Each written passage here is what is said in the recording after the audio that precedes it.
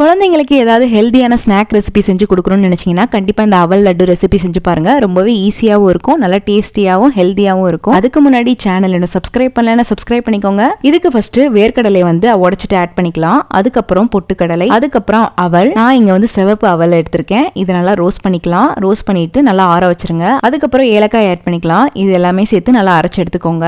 இப்போ ஒரு கடாயில வெல்லம் கொஞ்சம் தண்ணி கொஞ்சம் ஆட் பண்ணி நல்லா ஹீட் பண்ணிக்கோங்க. வெல்லம் நல்லா கரையிற அளவுக்கு ரெடி பண்ணி எடுத்துக்கோங்க. அதுக்கப்புறம் இன்னொரு பாத்திரத்துல நெய் ஆட் பண்ணிக்கலாம். அதுக்கப்புறம் உங்களுக்கு தேவையான nuts and dry fruits roast பண்ணி தனியா எடுத்து வச்சுக்கோங்க.